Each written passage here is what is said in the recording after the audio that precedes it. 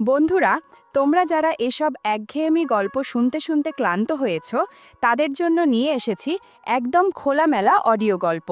এসব অডিও গল্পের ওয়েবসাইটের লিংক কমেন্ট দেয়া আছে, আর কিভাবে সাইট থেকে গল্প শুনবে সেটার টিউটোরিয়াল দেয়া হলো। সাইটে ঢোকার পরে এরকম বিজ্ঞাপন আসলে এখান থেকে কেটে দিবেন। যে গল্প শুনতে চান সেটাই ক্লিক করার পর যদি অন্য জায়গায় নিয়ে যায় তাহলে ব্যাক বাটন চাপ দিতে হবে। তারপর আবার গল্পের উপর ক্লিক করতে হবে। তারপর এই জায়গা থেকে প্লে বাটনে ক্লিক করতে হবে। প্লে বাটনে ক্লিক করার পর যদি আবার বিজ্ঞাপন আসে তাহলে বিজ্ঞাপন এখান থেকে কেটে দিতে হবে। আমার শ্বশুরমশাইয়ের একটা পুরনো বাড়ি ছিল, যেখানে কয়েকজন পুরনো ভাড়াটে বহুদিন ধরে থাকতেন। নামমাত্র ভাড়ায় থাকলেও শ্বশুরমশাই কখনো তাড়া দেননি কাউকে।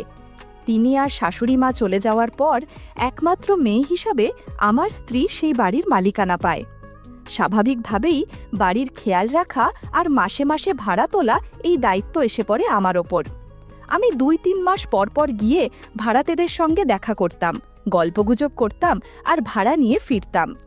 এই কয়েকবার যাওয়া আসার মধ্যে বেশিরভাগ ভাড়াটের সঙ্গেই একরকম আত্মীয়তা হয়ে যায়।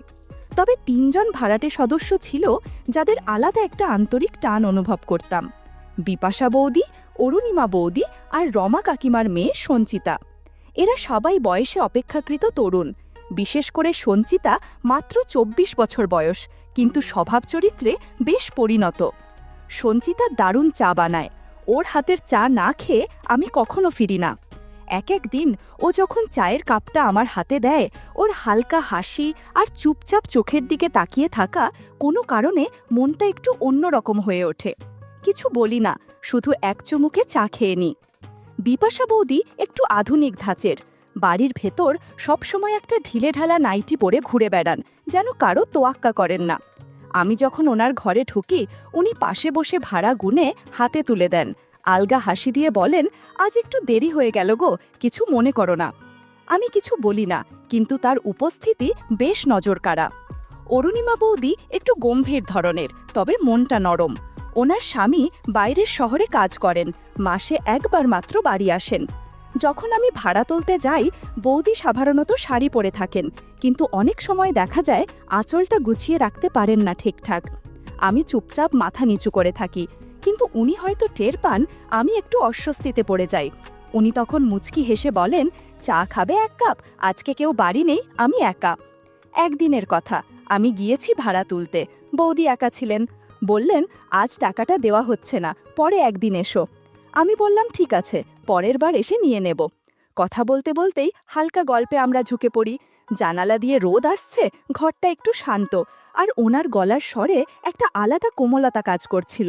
আমি আর বাড়িয়ে কিছু বলিনি, শুধু চা খেয়ে উঠে এসেছি। একটু সময় পরেই অরুণিমার শাড়ির আঁচলটা ধীরে ধীরে একপাশে সরে গেল, আর ব্লাউজের সামনের কাপড়টা একটু হেলে পড়ে খানিকটা আলগা লাগলো। আমি না চাইতেও তাকিয়ে পড়েছিলাম, চোখ ফিরিয়ে নিতে পারছিলাম না। অরুণিমা সেটা ঠিকই বুঝে নিল। মুখে হালকা এক দুষ্টু হাসি এনে বলল, সমর, বাড়ি ভাড়া দিতে পারো বা না পারো, আমি তোমায় খালি মুখে ফিরাবো না। বন্ধুরা, ইউটিউবের গল্পগুলো শুনে মজা না পেলে আমার ওয়েবসাইটে দেয়া গল্পগুলো শুনতে পারো। সেখানে প্রতিদিন খোলামেলা গল্প আপলোড করা হয়। কমেন্টে ওয়েবসাইটের লিংক দেয়া আছে। আর একটা কথা, তুমি যখন আমার বয়সী, তখন বৌদি না বলে শুধু অরুণিমা ডাকলেই যেন বেশি ভালো লাগে। আমি একটু থেমে হেসে বললাম, মানে? সে ঠোঁটের কোণে হাসি রেখে বলল, যেটা ভাবছো সেটাই বলেছি, ভয় পেও না, আমি রাগ করব না। তার কথায় আমি থতমত খেয়ে গেলাম। বুকের ভেতরটা ধুক ধুক করে উঠল। আচমকা ওর আঁচলটা একেবারে নিচে পড়ে গেল, কিন্তু আশ্চর্যভাবে অরুণিমা সেটা তোলার কোনো চেষ্টাই করল না। আমি অপ্রস্তুত হয়ে চোখ নামিয়ে ফেলতে চাইলেও পারলাম না। কিছুক্ষণ চুপ করে থেকে ও বলল, তুমি চাইলে এটা তুলে দিতে পারো, এতে তো কোনো ক্ষতি নেই, বরং সাহায্যই হবে। আমি দ্বিধায় পড়ে গেলাম। মনে হচ্ছিল কিছু একটা বলার দরকার ছিল, কিন্তু গলা দিয়ে কিছু বেরোচ্ছিল না। আমি দাঁড়িয়েছিলাম, আর অরুণিমা আমার চোখের দিকে তাকিয়ে বলল, এইভাবে দাঁড়িয়ে থাকলে তো হবে না, ভয় পাচ্ছ নাকি? আমি কিন্তু ঠিক তোমার মতোই একজন মানুষ, একটু মনের কথা শেয়ার করতে চাইছি মাত্র। আমি মাথা নাড়লাম না। ভয় পাইনি ঠিক, কিন্তু কিছুটা অস্থির লাগছিল। ওর পাশে গিয়ে বসলাম। অরুণিমা তখন একটু ধীরে বলল, তুমি জানো, আমার স্বামী অনেক দূরে চাকরি করে, মাসে একবার আসে, তাও 2-1 দিনের বেশি থাকে না। বাকি সময়টা আমি একা, কোনো কথা বলার মানুষ নেই, নিজের শরীর মন দুটোই চুপ করে পড়ে থাকে, আর এই নীরবতা খুব কষ্টের। আমি মনোযোগ দিয়ে শুনছিলাম, ওর চোখে যেন একটা চাপা অভিমান ছিল। তুমি যদি আমার বন্ধু হয়ে থাকো, অরুণিমা বলল, তাহলে বুঝবে সব নারীর দরকার শুধু স্পর্শ না, দরকার কারো মনোযোগ, আদর, যত্ন। আমি তো তোমার কাছ থেকে কোনো বড় কিছু চাইছি না, শুধু চাই কেউ একটু আমাকে মানুষ হিসেবে দেখুক, অনুভব করুক। আমি কিছু বললাম না, শুধু মাথা নিচু করে ওর পাশে বসে রইলাম। চারপাশে নীরবতা, জানালার বাইরে তখনও বাতাস বইছে। অরুণিমার কণ্ঠে হালকা কাঁপুনি, কিন্তু চোখে ছিল একরাশ আন্তরিকতা। আমরা দুজনেই কিছুক্ষণ চুপ করে বসে থাকলাম, কোনো কথা বললাম না, তবু যেন অনেক কিছু বলা হয়ে গেল। সেদিন বিকেলের পর থেকেই আমার আর অরুণিমার সম্পর্কটা যেন এক অদ্ভুত জায়গায় পৌঁছে গেছিল। আমরা পরস্পরের কাছে একরকম স্বস্তি খুঁজে পেতাম। শারীরিক আকর্ষণ হয়তো ছিল, কিন্তু তার চেয়েও বড় ছিল একে অপরকে বোঝার চেষ্টা। আমি প্রায়ই সন্ধ্যার পর ওর ঘরে গিয়ে বসতাম, একটা চা, একটু গল্প আর মাঝে মাঝে নীরবতা। একদিন সন্ধ্যায় হঠাৎ অরুণিমা ফোন করে বলল, কি গো সমর, আমাকে একেবারে ভুলেই গেলে? এদিকে মনটা খুব অস্থির হয়ে আছে, একা একা ভালো লাগে না। ওর গলায় কেমন যেন টান ছিল। আমি দেরি না করে সেদিনই চলে গেলাম। ঘরে ঢুকে একটু চমকে উঠলাম। অরুণিমার পাশে বসেছিল তার বান্ধবী বিপাশা, যাকে আমি আগেও কয়েকবার দেখেছি। দুজনেই খুব স্বাভাবিকভাবে বসেছিল, কিন্তু তাদের চোখে মুখে একটা চাপা উত্তেজনা কাজ করছিল, যেটা আমি আগে কখনো দেখিনি। আমার দিকে তাকিয়ে অরুণিমা মুচকি হেসে বলল, আজ তো আমি একা নই, আমার একমাত্র সত্যিকারের বান্ধবীকেও আজ ভাগ করে নিতে চাই তোমার সাথে। মানে ও আজ একটু ভালো সময় কাটাতে চায়। বিপাশাও একা থাকে, অনেক অভাব থাকে মনে। আমি একটু থমকে গেলাম, কিন্তু ওদের হাসি মুখ দেখে বুঝলাম কোনো জোর জবরদস্তি নয়, এ যেন একসাথে কিছু ভাগ করে নেওয়ার মতো। ঘরে বাতাসটা ভারী লাগছিল। আমি চুপচাপ গিয়ে বসতেই অরুণিমা আমার হাত ধরে বলল, ভাড়া তো আগেই মাফ করেছিলে, কিন্তু তুমি যে আমাকে কিছু দিয়েছিলে সেই দিন, সেটার কথা আজও মনে পড়ে। সেই ভালোবাসা, সেই যত্ন, ওটা পেলে ভাড়ার দরকারই পড়ে না। বিপাশা একটু লাজুক গলায় বলল, আমিও কিন্তু চাই কেউ আমাকে একটু সময় দিক, কিছু অনুভব করুক। আমি কাউকে খুব বেশি চাই না, শুধু চাই কেউ যেন আমায় গুরুত্ব দেয়, পাশে থাকে। আমি অবাক হয়ে গেলাম।